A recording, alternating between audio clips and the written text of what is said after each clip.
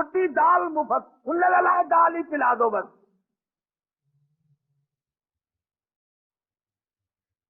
امام نے دال کو واپس کیا تو وہ خادم دال لے کے واپس گیا، کہنے لگا بھائی میرے بزرگ نے یہ دال واپس کر دی۔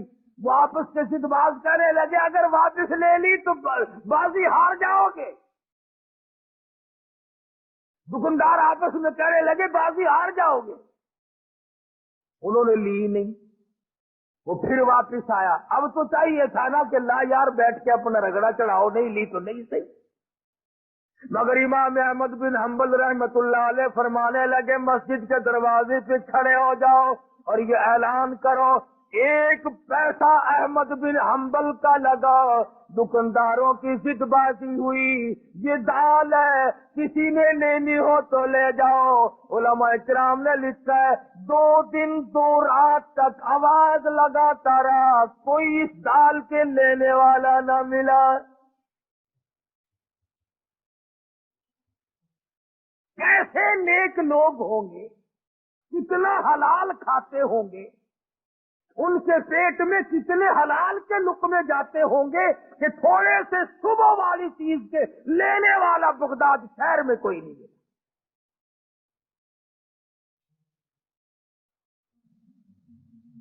امام ابو حنیفہ رحمت اللہ علیہ کے سامنے ایک آدمی آیا، پوچھا کیا بات ہے؟ کہنے لگا جی میری بکری گم ہو گئی۔ کیسی تھی بکری؟ کہ جی بہت اچھے گوشت کی، فربار موٹی تھی۔ امام ابو حنیفہ رحمت اللہ علیہ نے معلوم کیا کہ بکری کی زیادہ سے زیادہ عمر کتنی ہوتی ہے، کسی نے بتلایا ماہر نے کہ 7 برس۔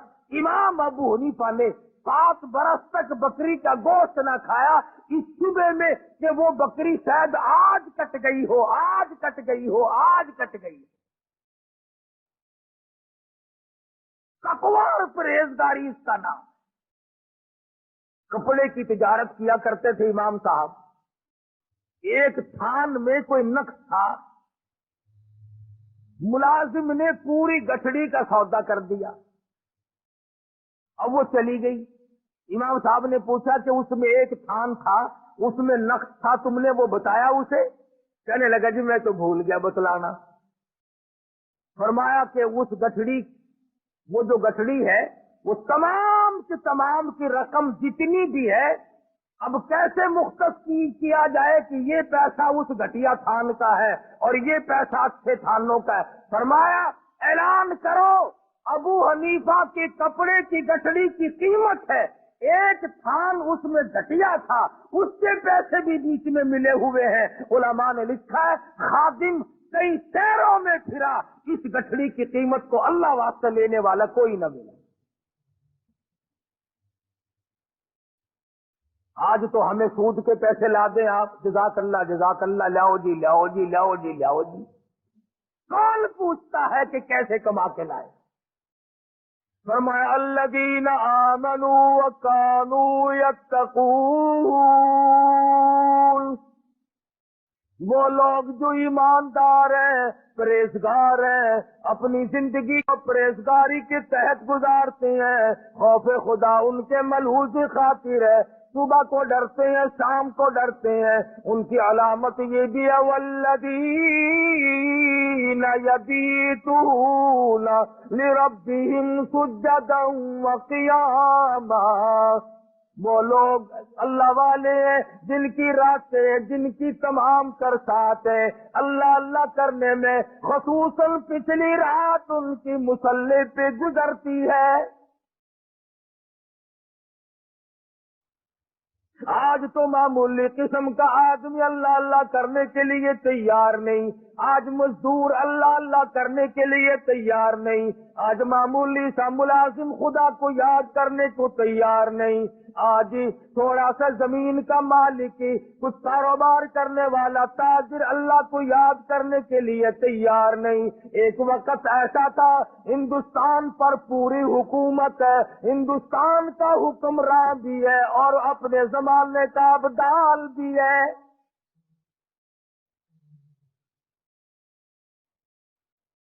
آج تو 2 ٹکے جس کے پلے آ گئے اس سے اس کا غرور ختم نہیں ہوتا، اس کی انانیت ختم نہیں ہوتی۔ اللہ میاں نے تھوڑا سا حسن دے دیا، قبر میں جانے تک اس حسن کا غرور ختم نہیں۔ اللہ میاں نے تھوڑا سا کاروبار دے دیا، اس کاروبار پر اتنا گھمنڈ ہے، فرمایا قل اللہ یحییکم ثم یمیتکم ثم یجمعکم الی یوم القیامۃ لا ریب فیہ۔ او امیروں، او وزیروں، او سفیروں، او تاجروں، او ذمہ داروں، او پیروں، او بڑے بڑے مولویوں، میرا دربار بڑا مہنگا ہے۔ جب آؤ گے تو تم قل اللہ یحییکم، میں نے تمہیں زندگی دی، یہ نعمتیں میں نے عطا کی ہیں، ثم یمیتکم، میں تمہیں برباد کر دوں گا، ثم یجمعکم الی یوم القیامۃ لا ریب فیہ۔ پھر مجھے اپنی کبریائی کی قسم، تم سب کو اپنے پاس کھڑا کر کے ایک ایک سانس کا حساب لوں گا۔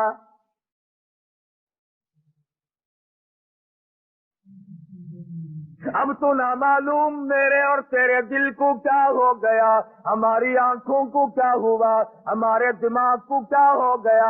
خدا کی قسم ایک ولی کی تمہیں بات سناؤں حیران ہو جاؤ گے۔ خواجہ قطب الدین بختیار کاکی سب کہہ دو رحمت اللہ علیہ، بہت بڑا ولی ہے۔ بابا فرید الدین شکر گنج رحمت اللہ علیہ پاک پٹن شریف والوں کا پیر ہے، بڑے بڑے ولیوں کا پیر ہے، بڑے بڑے بزرگوں کا پیر ہے۔ خواجہ قطب الدین بختیار کاکی رحمت اللہ علیہ دلی میں بہت بڑے ولایت کے منصب پہ فائز ہیں۔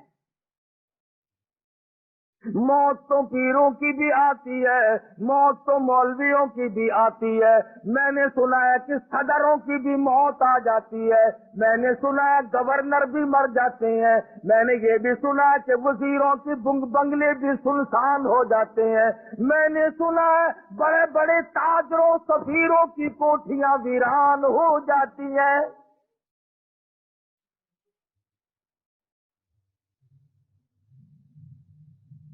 تھوڑی بہت ہی ملکیت کی تو کیا بات ہے، روئے زمین کے مالک چلے گئے،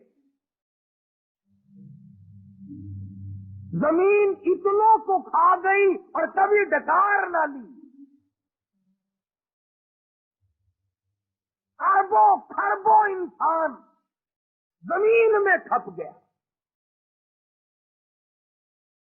خواجہ قطب الدین بختیار کاکی رحمت اللہ علیہ کا آخری وقت آیا، وصیت نامہ لکھا۔ ہمارے یہاں تو وصیت نامے اس قسم کے ہوتے ہیں، چھوٹی کوٹھی چھوٹی بیوی کی، بڑی کوٹھی بڑی بیگم کی، فلاں رقبہ فلاں لڑکے کا، فلاں کار فلاں کی، ہم تو یہی لکھیں گے نا، اور ہم نے کیا لکھنا؟ اصل تو لکھنے کی نوبت ہی نہیں آتی، گول مول دھڑم کر کے بہت آتی ہے، فرصت ہی نہیں لکھنے کی۔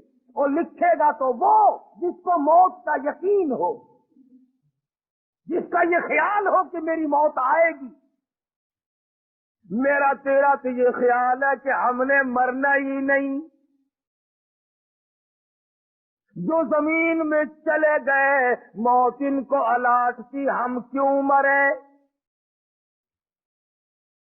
اللہ پاک فرماتے ہیں اور تم تو کیا ہو، تم سے بڑے بڑے آئے اور جب میں نے ان کو جھٹکا دیا کیوں نہ کر سکے؟ یہ چونکہ ولی تھے، وصیت نامہ لکھ دیا، میرا جنازہ، وہ جنازہ پڑھانے کی شرطیں لکھ ماری۔ پہلی شرط یہ ہے میری نماز جنازہ وہ آدمی پڑھائے، وہ آدمی میرا جنازہ پڑھا سکتا ہے جس میں 4 شرطیں پائی جائیں۔ میرا نماز جنازہ ہر آدمی نہ پڑھائے، ہر کوئی میرے جنازے کے لیے کھڑا نہ ہو، وہ آدمی پڑھائے جس میں 4 شرطیں پائی جائیں۔ پہلی شرط یہ ہے، جب سے اس نے ہوش سنبھالا میرے جنازے کے وقت تک اس کی ایک وقت کی بھی، ایک دن کی بھی، ایک نماز بھی جماعت کے بغیر نہ ہوئی ہو۔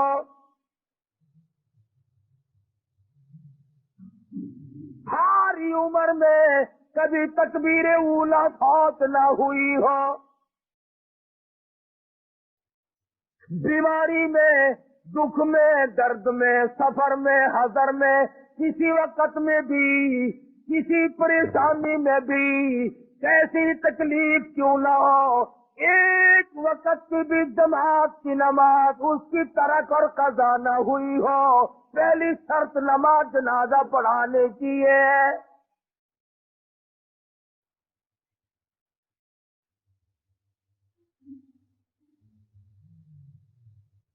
اس زمانے میں لوگ ایسے مل جایا کرتے تھے۔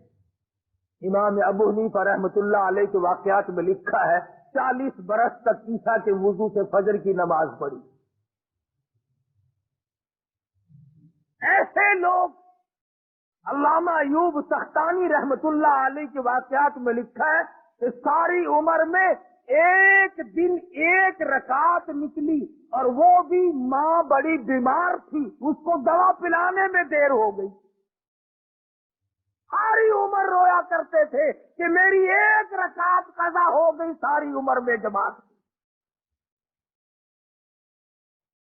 ہمیں جماعت کی پرواہ بھی نہیں۔ علماء کرام نے لکھا جماعت بہت بڑی شے۔ عبداللہ بن ام مکتوم رضی اللہ تعالیٰ عنہ مدینہ منورہ میں نابینا صحابی ہے، مدنی کریم صلی اللہ تعالی علیہ وسلم کی خدمت عالیہ میں حاضر ہوا، عرض کرنے لگا یا رسول اللہ میرے ماں باپ آپ سے قربان ہو جائیں، محتاج ہوں، معذور ہوں، مجبور ہوں، نابینا ہوں، ٹھوکریں لگتی ہیں، چکر بھی لگ جاتی ہے، نماز کے لیے آتا ہوں، اگر آپ اجازت دیں تو میں گھر میں نماز ادا کر لیا کروں۔ رحمت دو عالم صلی اللہ علیہ وسلم نے فرمایا ہاں تو مجبور ہے، گھر میں نماز ادا کر لیا کر۔ وہ ابھی پوچھ کر 10 قدم نہ گیا ہوگا کہ جبریل امین تشریف لائے۔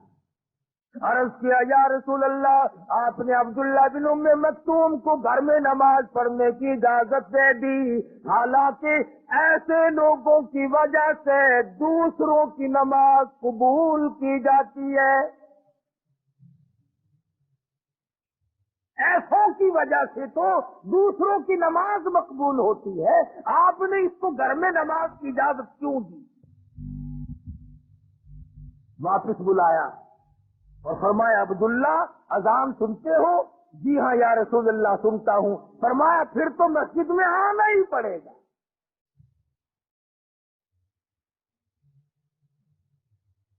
جماعت کی نماز تو کیا پڑھیں گے، ہمیں صحیح معنوں میں جمعہ پڑھنے کی بھی توفیق نہیں۔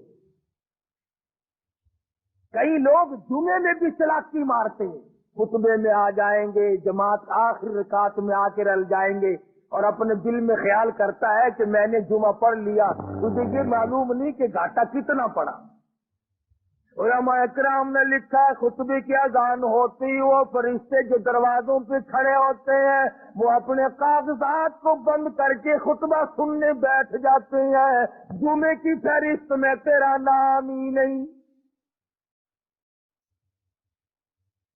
تیرا نام ہی نہیں۔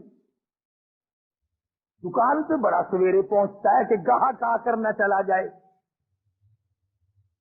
جمعے کے متعلق چھٹی کا دن ہے جی، آج تو دیکھی جائے گی، چلے جائیں گے جی، پہنچ جائیں گے جی۔ ایسی مسجد تلاش کرو جہاں فوراً جمعہ ہوتا ہو، 8 گھنٹہ مسجد میں بیٹھنا نہ پڑ جائے۔ کیا خدا دنوں کی ان چلاکیوں سے واقف نہیں؟ دیکھ رہا کہ یہ جلدی جمعہ پڑھنے کے لیے کیوں ڈھونڈتا پھرتا ہے۔ کبھی یہ بات تو تلاش نہ کی کہ چلو میں ایسی جگہ جاؤں جہاں جلدی موت آتی ہو، ایسی جگہ تو کوئی تلاش کرنے نہیں گیا۔ چلو میں تو گناہ ہی کر رہا ہوں، جتنا جیوں گا گناہ ہی کروں گا، ہم تو جلدی مرتے ہیں۔ نماز میں جلدی، جمعے میں جلدی، دین کے کام میں جلدی، اور دنیا کو کہتا سنوار کے کرو، سنبھل کے اچھی طرح سے کرو کام۔ تو خواجہ قطب الدین بختیار کاکی رحمت اللہ علیہ نے پہلی شرط لکھ دی، میری نماز جنازہ وہ آدمی پڑھائے جس کی تمام عمر میں کبھی بھی کسی حال میں بھی اس کی ایک وقت کی بھی جماعت کی نماز قضا نہ ہوئی ہو۔ فرمایا دوسری شرط یہ ہے، میری نماز جنازہ وہ آدمی پڑھائے جس کی تمام عمر میں کبھی بھی بیماری میں، سفر میں، کبھی بھی کسی حال میں بھی اثر کی سنت قضا نہ ہوئی ہو۔ اب یہ ولی ہے، دیکھو کیا کیا شرطیں اپنے جنازے کے لیے لکھ رہا ہے۔ فرمایا میری نماز جنازہ وہ آدمی پڑھا سکتا ہے جس سے فرض تو کیا، واجبات تو کیا، ضروری نماز تو کیا، اثر کی سنتیں جو نفل کے درجے میں اب وہ بھی کبھی اس سے قضا نہ ہوئی ہو۔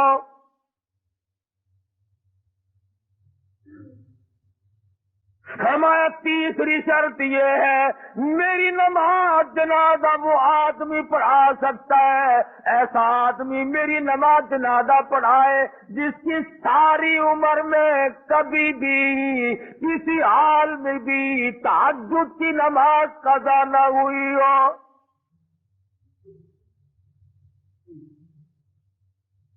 اس لیے کہ تہجد کی نماز کو خاص دخل ولایت کے ساتھ امن هو قانت آناء الليل ساجدا وقائما يحذر الآخرة ويرجو رحمة ربي، ساری رات سجدوں میں گزار دے، اللہ کے حضور میں گزار دے، اور فرمایا تہجد والی کیوں نہ پڑھے، نبی کو حکم ہو رہا ہے یا ایھا المزمل قم اللیل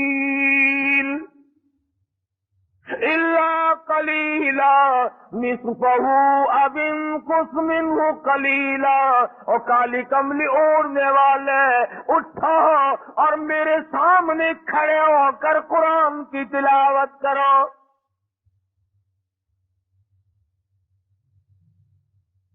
نبی کو خدا حکم دیتا ہے کہ رات کو اٹھ کر میری یاد کر، ولی ساری رات عبادت میں گزارتا ہے۔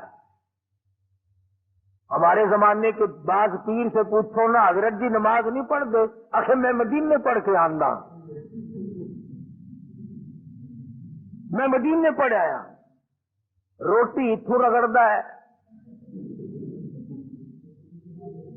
سارے کھانے تے پینے تے پہننے تے سارا رگڑا اتھوں چاڑدا ہے تے نماز مدینے پڑھدا ہے۔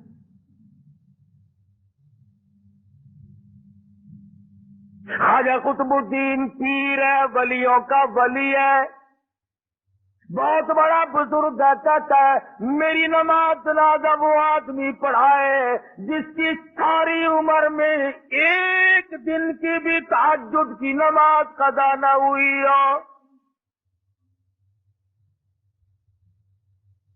یہ تین شرطیں جو تھی یہ تو تقوی کی تھی، اللہ اللہ کرنے کی تھی، نماز جماعت کی، اثر کی سنتیں، تہجد کی نماز یہ تو کرنے کی تھی، اور چوتھی شرط ان سے بھی مہنگی،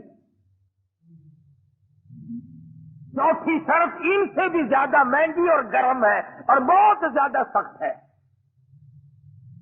فرمایا لوگوں میری نماز جنازہ وہ آدمی پڑھائے جس کی تمام عمر میں کبھی بھی کسی حال میں بھی ساری زندگی میں غیر عورت پہ اس کی کبھی نگاہ نہ پڑی ہو.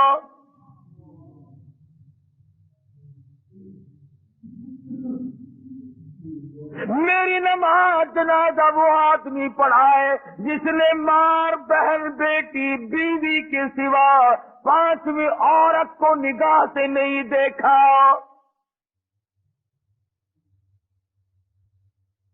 یہ مسئلہ سب سے زیادہ مشکل ہے. انتہائی مشکلات میں سے ایک یہ مسئلہ مشکل ہے کہ کوئی غیر عورت کو نہ دیکھے. تم اگر نہ دیکھنے کی کوشش کرو گے تو وہ ٹکر مارتی ہے، کرے کیا؟ بچتے کیسے جاؤ گے؟ بعض بے وقوف لوگوں کو کہتے ہوئے سنا، ہمارے گھر کے تو بہت سیانے اور ہوشیار ہیں جی، اپنے بھی میرے بھی کپڑے خود ہی لے آتے ہیں، گھر کا سودا پتا بھی خود ہی لے آتی ہے. کیا انسانیت ہے؟ یہ مردانگی ہے. تیرا کیا مرد پڑا ہوا؟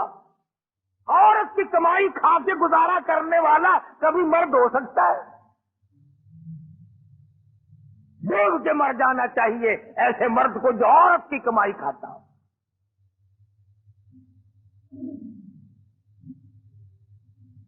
نگاہ کی حفاظت مدنی کریم صلی اللہ تعالی علیہ وسلم کے زمانے سے صحابہ کرام میں اتنی تھی.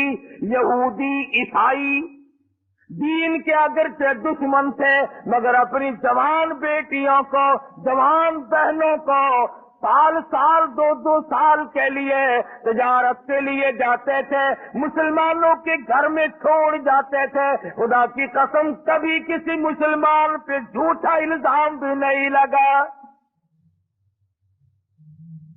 کبھی مسلمان کافروں کی بیٹیوں کی عزت کی حفاظت کیا کرتا تھا، ان کی آبرو کی حفاظت کیا کرتا تھا. آج تیری آبرو سڑکوں پہ رلتی پھرتی ہے. آج تیرا دیوالیہ نکل گیا اور احساس تک نہیں کہ ہو کیا رہا ہے.